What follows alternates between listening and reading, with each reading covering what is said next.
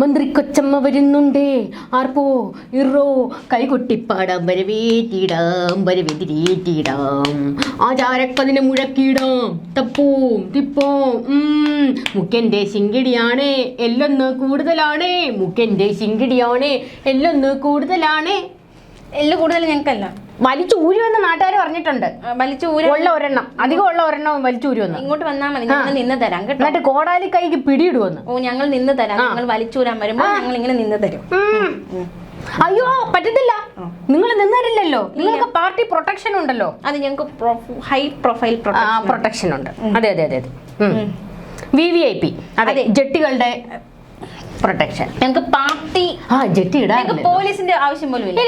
Party ഉണ്ട് സംരക്ഷിക്കാൻ. തെരുവ് ഗുണ്ടകളുണ്ട്, തെരുവ് ഗുണ്ടകളുണ്ട്, തെമ്മാടികളുണ്ട്. ഞങ്ങൾ പാർട്ടി ഉണ്ടെന്ന് ഞങ്ങളുടെ പാർട്ടി മതി സംരക്ഷിക്കാൻ. ഇവിടെ പട്ടാളം പോലീസിന്റെ യാതൊരു ആവശ്യമില്ല. AKG സെന്ററിലെ നിർത്തൂ AKG സെന്ററിലെ മന്ത്രിയാണോ വീണ ജോർജ്? അതെ. അതോ നിങ്ങളുടെ CPM-ന്റെ മാത്രം മന്ത്രിയാണോ? കേരളത്തിന്റെ മന്ത്രിയാണെങ്കിൽ പ്രൊട്ടക്ഷൻ കൊടുക്കേണ്ടത് പോലീസാണ്. പ്രോട്ടോകോൾ അറിയില്ലേ? പോലീസിൽ CPM-ന്റെ മാത്രം മന്ത്രിയാണെങ്കിൽ നിങ്ങളുടെ AKG സെന്ററിലെ മറ്റേ വള്ളി പറഞ്ഞ കുറെ അവന്മാര് പ്രൊട്ടക്ഷൻ കോൺഗ്രസ് കാണിച്ചത് എന്ത് ചെറ്റത്തരമാണ് കാണിച്ചത്? ഒരു മന്ത്രിയുടെ വീട്ടിൽ പോയി റീത്ത് വെക്കുന്ന എന്ത് സ്വഭാവമാണ്? റീത്ത് വെക്കുന്ന ചരിത്രം നിങ്ങൾക്കില്ലേ? VD സതീശൻ വരെ എന്നെ തള്ളി പറഞ്ഞല്ലോ. VD സതീശൻ പറഞ്ഞിട്ടില്ല എന്ന് പറഞ്ഞല്ലോ. അവരുടെ നേതാവ് വരെ തള്ളി പറഞ്ഞു.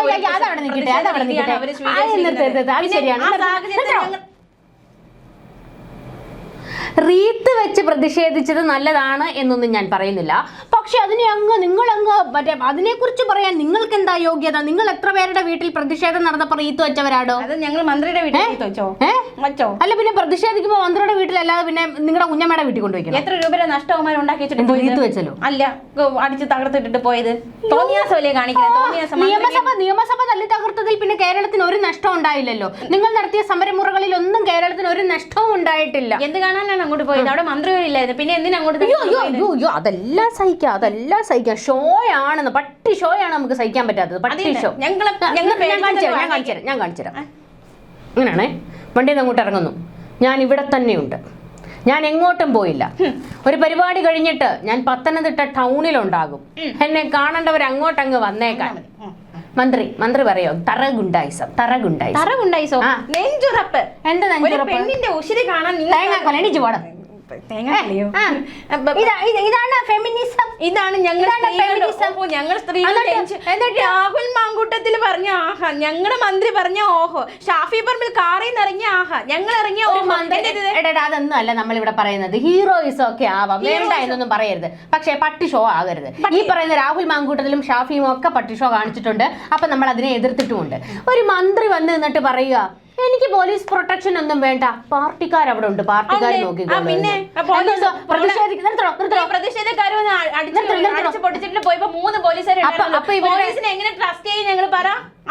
വിജയന്റെ പോലീസ് കൊള്ളൂല്ലെന്ന്,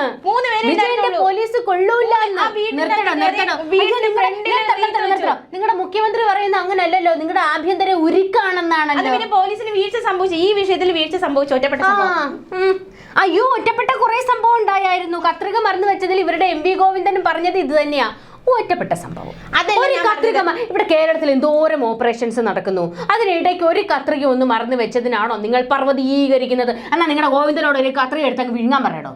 സുഹൃത്തുക്കളെ, നിങ്ങളൊരു കാര്യം ആലോചിക്കണം. ഒരു മന്ത്രിയുടെ വീടാണ്. ഈ പ്രതിഷേധക്കാര് തള്ളിക്കൊണ്ട് അങ്ങോട്ട് കയറി ഫ്രണ്ടിൽ റീത്ത് വെച്ചിരിക്കുന്നു. പോലീസ് പ്രൊട്ടക്ഷനുള്ള ഒരു വലിയ പ്രൊട്ടക്ഷൻ നൽകാനുള്ള മന്ത്രിയുടെ വീട്ടിൽ. അപ്പൊ പിന്നെ ഞങ്ങൾ പോലീസിനെ എങ്ങനെ ട്രസ്റ്റ് ചെയ്യൂനി? അതുകൊണ്ട് ഞങ്ങൾ പറഞ്ഞു ഞങ്ങൾ പാർട്ടിക്കാർ ഇറക്കും. അയ്യോ അതാ പറഞ്ഞത്. അപ്പൊ ഇവരുടെ ആഭ്യന്തര വകുപ്പിൽ ഇവർക്ക് തന്നെ വിശ്വാസമില്ല. മനസ്സിലായില്ലേ സുഹൃത്തുക്കളെ? അപ്രതീക്ഷിതമായിട്ട് വന്ന പ്രൊട്ടക്ഷൻ. അയ്യോ പിന്നെ സമരക്കാര് പിന്നെ നിങ്ങൾക്ക് നേരത്തെ കത്തടിച്ചിട്ടല്ലേ വരുന്നത്? എണിച്ചു പോടാ അങ്ങോട്ട്. പിന്നെ കന്റോൺമെന്റ് പോലീസിനെ വിളിച്ചപ്പോഴേക്കും അവർ വരാൻ താമസിച്ചു. അതുകൊണ്ട് അല്ലാതെ ഞങ്ങളുടെ പോലീസിന് കുഴപ്പമില്ല.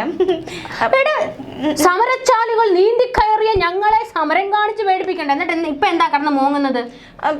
ഇപ്പൊ എന്താ മോങ്ങുന്നത്? എന്താ പണ്ടത്തെ പോലെ എനിക്ക് ആരോഗ്യം സമരം ചെയ്യാൻ. വീണ ജോർജിന്റെ ഗുണ്ടായിസം കണ്ടു കഴിഞ്ഞാൽ തോന്നുന്നു അവരിവിടുത്തെ മറ്റേ സഖാത്തി പാർട്ടി സെക്രട്ടറി ആണെന്ന്. മന്ത്രി പറയുക മന്ത്രി പറയാ ഇതാണോ പെണ്ണിന്റെ ശക്തി.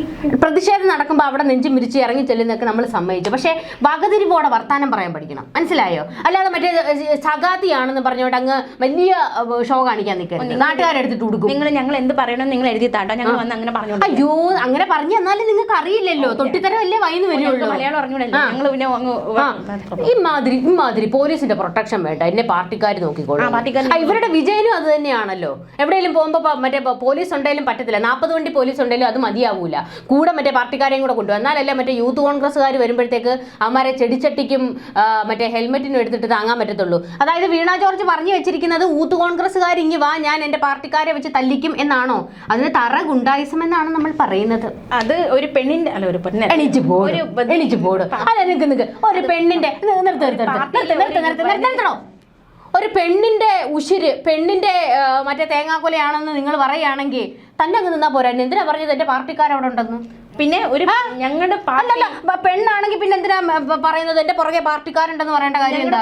ഞാൻ ഇവിടെ ഉണ്ട്, ഞാൻ എവിടെയും പോകുന്നില്ല, ഞാൻ ഇവിടെ തന്നെ ഉണ്ടാകും എന്നങ്ങ് പറഞ്ഞാൽ പോരെ. അതിനെന്തിനാണ് പുറകിൽ എന്റെ ഗുണ്ടകളുണ്ടെന്ന് പറയുന്നത്? എന്തിനാ? ഞങ്ങളുടെ പാർട്ടിയിലെ സ്ത്രീകൾ എത്രത്തോളം സുരക്ഷിതരാണ് ഞങ്ങളുടെ പാർട്ടി സഖാക്കൾ. അതെ, പി ശശിയുടെയും പി കെ ശശിയുടെയും മുകേഷിന്റെ ഒക്കെ കാര്യത്തിൽ നമ്മൾ കണ്ടു കഴിഞ്ഞതായിരുന്നു. നിങ്ങളുടെ പാർട്ടി രണ്ടുപേരോ ലിസ്റ്റ് എടുക്കണോ? അതെ, ഞങ്ങള് അത് ധൈര്യം. അത് ആ പറഞ്ഞത് രാഹുൽ മങ്കുട്ടത്തിലായിരുന്നെങ്കിലോ ഇവിടെ മാസ് ഡയലോഗ് ഒന്നും പറഞ്ഞ് കൊണ്ട് നടക്കുമായിരുന്നില്ല. ആരും കൊണ്ട് നടക്കും അവരുടെ പാർട്ടിക്കാരല്ലേ. നിങ്ങളും അതുപോലെ തന്നെയല്ലേ? നിങ്ങളുടെ ഏതെങ്കിലും നേതാക്കൾ എന്തെങ്കിലും പറഞ്ഞു കഴിഞ്ഞാൽ ഉടനെ ഹീറോയിസം ആണെന്ന് പറഞ്ഞ് നിങ്ങൾ ബിജിഎം ഇടത്തില്ലേ? അതുകൂട്ട് അവന്മാരും കാണിക്കുന്നു. വീണ ജോർജ് ഫേസ്ബുക്ക് തുറക്കാനൊക്കത്തില്ല, ഇൻസ്റ്റഗ്രാം തുറക്കാനൊക്കത്തില്ല, അവിടെ തന്നെ മറ്റേ മാസ് ഡയലോഗ് എന്ന് പറഞ്ഞുകൊണ്ട് തൊലിച്ചോണ്ട് കുറെ വീഡിയോ അങ്ങ് എടുത്തിടും. മാസ് പെണ്ണിന്റെ ധൈര്യം, നേതാവിന്റെ പോരാട്ട വീര്യം. അതിനൊറ്റയ്ക്ക് നിൽക്കണം അവിടെ, അല്ലാതെ എന്റെ പുറകിൽ ഗുണ്ടകളുണ്ടെന്നല്ല. കൂടെ ആളുകളുള്ളപ്പോൾ ഞങ്ങൾ ഒറ്റയ്ക്ക് നിൽക്കണം പറയും. ഞങ്ങൾ ഒറ്റയ്ക്ക് നിൽക്കേണ്ട യാതൊരു സാഹചര്യമില്ല, ഞങ്ങൾ ഒറ്റക്കെട്ടാണ്. താനൊക്കെ ശരിക്കുള്ള മറ്റേ പോരാടുന്ന സ്ത്രീകളെ കണ്ടിട്ടുണ്ടോ? കണ്ടിട്ടുണ്ട്. എവിടെ കണ്ടിട്ടുണ്ട്? വീണ ജോർജ്. അല്ലല്ല, എന്ത് പോരാട്ടമായിരുന്നു വീണ ജോർജ് ഇതുവരെ കാണിച്ചത്? നിർത്ത്. നിങ്ങളുടെ വീണ ജോർജിന് മന്ത്രി കസേര കൊടുക്കാൻ മാത്രം എന്ത് പോരാട്ടമാണ് അവർ കാണിച്ചത്? ഒന്ന് പറഞ്ഞേ കേക്കട്ടെ. പറ ഇതിന് മറുപടി വേണ. മറ്റേ ഒളിവ് ജീവിതത്തിൽ പോയായിരുന്നോ? നിർത്ത്. ഇവിടെ തല്ലും ഉണ്ടായിരുന്നോ? പറയുന്ന കേക്കടോ. തെരുവിൽ കിടന്ന് തല്ലും ഉണ്ടായിരുന്നോ? പറ. പണയുണ്ടോ? അത് ഞങ്ങൾ തീരുമാനിച്ചിട്ടെല്ലാം ചെയ്തോളൂ. എന്താണെന്നറിയാവോ? സഭക്കാരെ സുഖിപ്പിക്കാനായിട്ട് ഒരു സീറ്റ് കൊടുത്തു, മന്ത്രി കസേര. പിന്നെ മറ്റുള്ളവരുടെ കാര്യമല്ല, നിങ്ങളാണല്ലോ നാഴിക്ക് 40 വട്ടം മറ്റേ നിലപാട് പറയുന്നത്. അമ്മ അതിന് നിലപാട് കാണിക്കണോ? അല്ലാതെ വോട്ടിന് വേണ്ടിയിട്ട് കണ്ടവന്റെ കാല് നക്കി അവര് പറയുന്നത് അനുസരിച്ച് അവർക്ക് നിർത്തുന്ന ആൾക്ക് വോട്ട് കൊടുത്ത് അവരെ ജയിപ്പിക്കുകയല്ല ചെയ്യേണ്ടത്. കാല് നക്കുന്നത് ഞങ്ങളല്ല, BJP ആണ് കാല് നക്കുന്നത് കേട്ടോ. അയ്യോ, പാല വിട്ട കണക്കൊന്നും നമ്മളെ കൊണ്ട് പണയിക്കല്ലേ, ബ്രിഡ്ജാസിനെ കൊണ്ട് കേട്ടോ. കൂടുതൽ വർത്താനം പറഞ്ഞു കഴിഞ്ഞാൽ ഉണ്ടല്ലോ കളസം ഊരി താഴെ വീഴും കേട്ടോ. കാല് നക്കാൻ പോകുന്നതിന്റെയും തോളിൽ കൈയിടാൻ പോകുന്നതിന്റെയും കണക്കൊന്നും നിങ്ങൾ പണയാൻ നിൽക്കണ്ട കേട്ടോ. പലതും സംഭവിക്കാതെ ഞങ്ങൾ BJPക്ക് സീറ്റ് കൊടുക്കും. രാഷ്ട്രീയമാണ്, ഞങ്ങൾ അങ്ങനെ പലതും ചെയ്യും. ഞങ്ങൾ വർഗീയതയ്ക്കെതിരാണ്, മറ്റേ പക്ഷെ പല പഞ്ചായത്തുകളിലും SDPIയുടെ തോളത്ത് കൈയിട്ടാ നിൽക്കുന്നത്, പഞ്ചായത്തുകൾ ഭരിക്കുന്നത്. എന്നിട്ട് പറയത്തില്ലോ വർഗീയതയോട് ഞങ്ങൾ മുണ്ടുമൊക്കെ കാണിക്കുമെന്ന്. ഞങ്ങൾ ഇങ്ങനെ പറയുന്നവരെ പോലെ ഞങ്ങൾ അടുപ്പിക്കാറില്ല. താനൊക്കെ തന്നെയാണ് അടുപ്പിക്കാതിരിക്കേണ്ടത്, മനസ്സിലായില്ലേ? താനൊക്കെ പച്ചയ്ക്ക് വർഗീയത പറയുന്ന ആൾക്കാരെ എനിക്ക് ഓടാൻ. എന്നെ പറ്റി അനാവശ്യം പറഞ്ഞിട്ടുണ്ടല്ലോ. കത്രികയുടെ കാര്യത്തിൽ എന്തായി? വിഴുങ്ങോ? ആ വീട്ടുകാർ പറയാം ഞങ്ങളിപ്പോ ഏതാണ്ട് കത്രിക എടുത്ത് വിഴുങ്ങിയതുപോലെ ഇവിടുത്തെ സർക്കാരിന്റെ വർത്താനം. ഇവിടെ എത്ര ഓപ്പറേഷനുകൾ വിജയിച്ചു. അതുകൊണ്ട് ഒരു കത്രിക മറന്നങ്ങ് വെക്കാവോ? അങ്ങനെയില്ല. ഡോക്ടർ പറഞ്ഞതോ, വകുപ്പ് മന്ത്രി നിന്ന് മെഴുകിക്കൊണ്ടിരിക്കുമ്പോഴത്തേക്ക് ഒരു ഡോക്ടർ വന്നതെന്ന് പറയാണ് കത്രിക 5 അല്ല 50 കൊല്ലം അവിടെ ഇരുന്നാലും ഒന്നും പറ്റത്തില്ല. എന്നാ അമ്മച്ചോട് ഒരു കത്രിക എടുത്തങ്ങ് വിഴുങ്ങാൻ പറ. അത് പിന്നെ അബദ്ധത്തിൽ പറ്റിയതായോണ്ടാണ് പറഞ്ഞത്, അല്ലാതെ മനഃപൂർവ്വം ചെയ്യാനല്ല പറഞ്ഞത് കേട്ടോ. അത് പിന്നെ എന്നിട്ട് വീണ ജോർജ് കരയുന്നത് എന്തിനാ? ശൈലജയുടെ കാലത്ത് വെച്ച് മറന്ന കത്രികയ്ക്ക് എന്നെ എന്തിനാടാ ചീത്ത വിളിക്കുന്നത്? അത് പിന്നെ പറഞ്ഞ് 5 വർഷം മുന്നേ.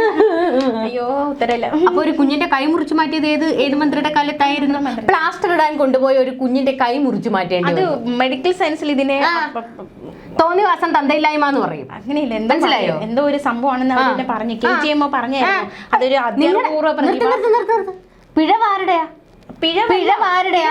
അയ്യോ, പിന്നെ പിഴവല്ല, കുട്ടിയുടെ കൈ മുറിച്ച് മാറ്റേണ്ടി വന്നത്.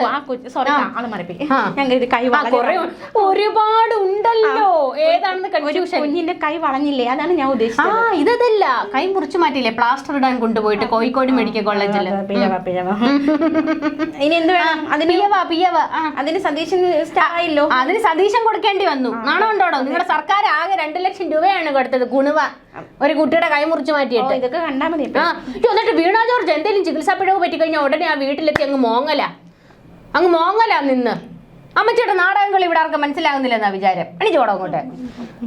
ഇതുപോലെ ഒരു നാടകം നമ്മൾ മുമ്പ് കണ്ടായിരുന്നല്ലോ, കോട്ടയത്ത് മറ്റേ മെഡിക്കൽ കോളേജിൽ കെട്ടിടം തകർന്നു വീണ് ഒരു അമ്മ മരിച്ചില്ലായിരുന്നു? ആ അമ്മ മരിച്ചപ്പോഴത്തേക്ക് മാധ്യമങ്ങൾ വളഞ്ഞു നിന്ന് ചോദ്യം ചെയ്തപ്പോഴത്തേക്ക് ഉടനെ ബോധം കെട്ട് താഴെ വീണാണല്ലേടോ നിങ്ങളുടെ ഉരുക്ക് വനിത. മാധ്യമങ്ങളുടെ ചോദ്യം പോലും നേരിടാൻ കഴിയില്ല. കഴിഞ്ഞ ദിവസം മാധ്യമങ്ങൾ വളഞ്ഞു നിർത്തി ചോദ്യം ചെയ്ത് അങ്ങോട്ട് തുടങ്ങിയപ്പോഴത്തേക്ക് ഞാനും ഈ പണി കഴിഞ്ഞിട്ടാ വന്നത് കേട്ടോ, ഞാനും ഈ പണി കഴിഞ്ഞിട്ടാ വന്നേന്ന്. ചോടോ നാട്ടുകാർ പറയുന്ന ഇതൊക്കെ കേട്ടോ. അതല്ല നമ്മളിവിടെ ചോദിക്കുന്നത്, നിങ്ങൾ എന്ത് പണി കഴിഞ്ഞ് വന്നു എന്ന് നമുക്കറിയേണ്ട കാര്യമില്ല. നിങ്ങളോട് ചോദ്യം ചോദിക്കുമ്പോൾ അതിന് ഉത്തരം പറയുക, മനസ്സിലായില്ലേ?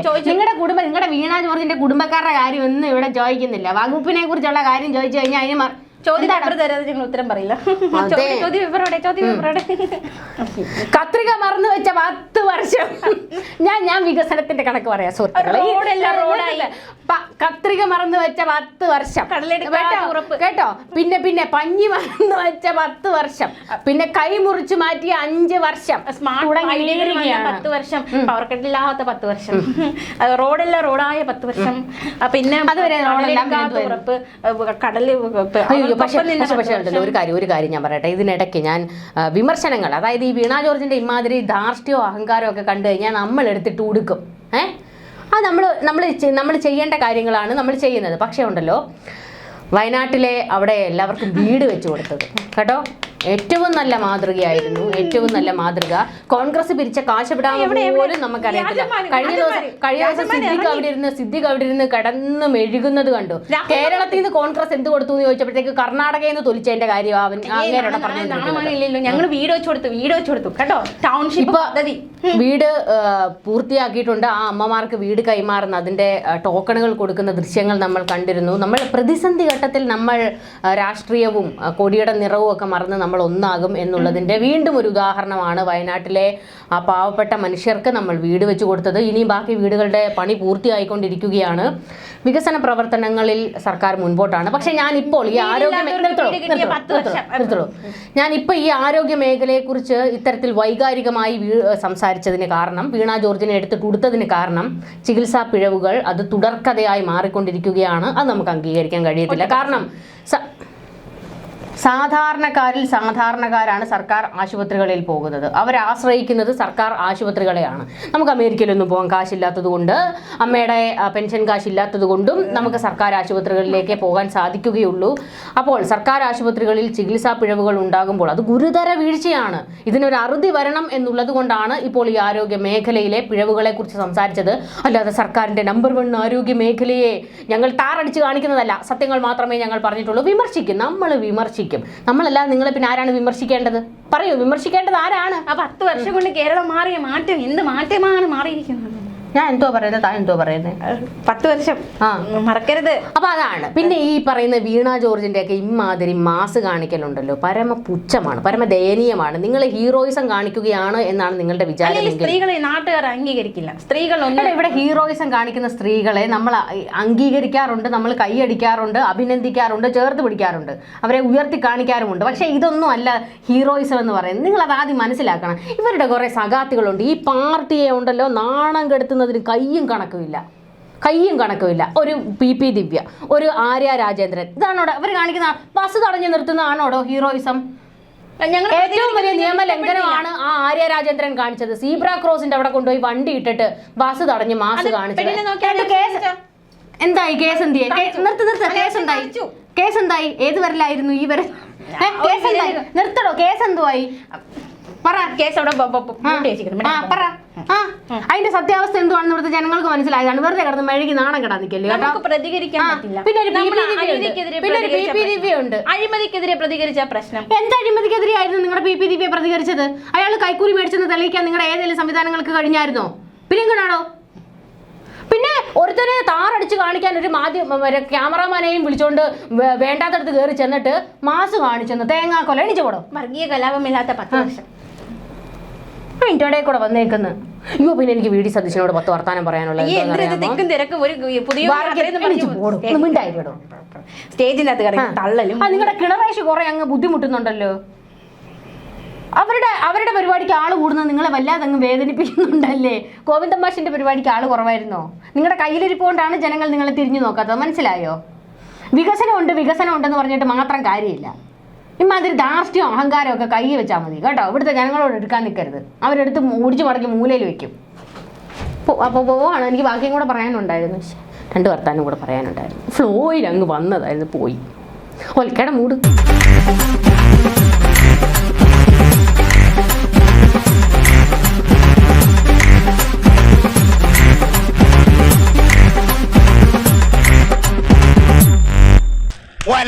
ഒലക്കര മൂട്.